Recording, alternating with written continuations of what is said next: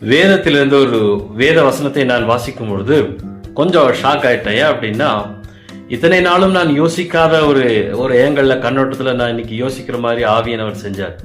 அது என்ன அப்படின்னா, மத்தேயு அங்கே 2ஆம் அதிகாரம் இயேசு கிறிஸ்துவனுடைய பிறப்பை நாம் பார்க்க முடியும்.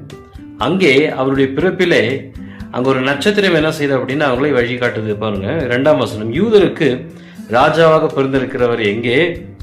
கிழக்கிலே அவருடைய நட்சத்திரத்தை கண்டு அவரை பணிந்து கொள்ள நாங்கள் வந்தோம் அப்படின்னு சொல்லி அங்க என்ன பண்றாங்க சொல்றாங்க.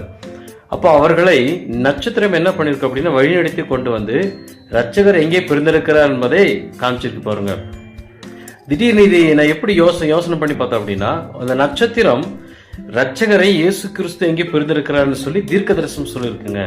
ஆமா, இன்னைக்கு நாம் ஆச்சரியப்படுறோம். தீர்க்க தரிசனம் சொல்றது பெரிய காரியமாக விஷயமா நாம் பார்க்கிறோம். தேவனுடைய சிருஷ்டிப்பு எல்லாமே தீர்க்கதரிசனம் உரைத்து கொண்டுதான் இருக்கிறது. நாமும் கூட தீர்க்கதரிசனம் உரைக்க முடியும். நாம் அவரோடு ஒரு கனெக்டிவிட்டியில இருந்தோம் அப்படின்னா அவருடைய ஆவியானவர் நம் மூலமாக தீர்க்கதரிசனம் சொல்லுவார், பேசுவாருங்க.